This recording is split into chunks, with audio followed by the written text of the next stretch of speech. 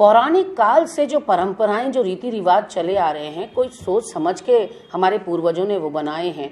हमारे धार्मिक स्थलों के साथ जो चाहे जैसा मर्जी बर्ताव कर सकता है क्या हम इतने निकम्मे, इतने निष्क्रिय हो चुके हैं कि हम अपने धार्मिक संस्थानों को तक नहीं बचा पा रहे हैं? वहां के नियमों को उल्लंघन करने दे रहे हैं लोगों को अपनी मर्जी के हिसाब से। ये जवाब देना चाहिए पुष्कर सिंह धामी सरकार को।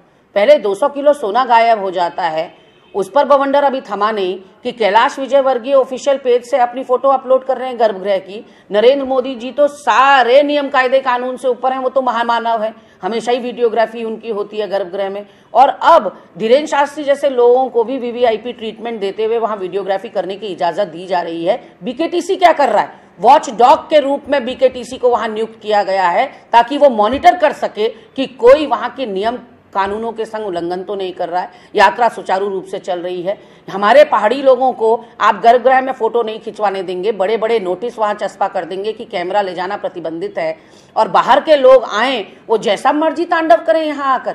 अगर कल को तीसरी आंख खोली, जो प्रलय हमने 2013 में देखा, 80% हमारे उत्तराखंड का कॉन्फिडेंस लोएस्ट लेवल पर पहुंच गया था, शत विक्षत हो गया था उत्तराखंड। ऐसे में उस प्रलय का भागीदार कौन बनेगा? ये जवाब देना चाहिए भाजपा को भी, सरकार को भी और बीकेटीसी को भी। देखिए, धीरेन्द्र शास्त्री जी का उत्तराखंड प्रवास है और वो विभिन्न कार्यक्रमों में जा रहे हैं। जहाँ तक भगवान केदारनाथ जी के दर्शन करने का प्रश्न है, उन्होंने वहाँ दर्शन किए हैं। जो भी केदारनाथ बद्रीनाथ समिति के मानक होंगे उसके अनुसार ही उन्होंने दर्शन किए होंगे।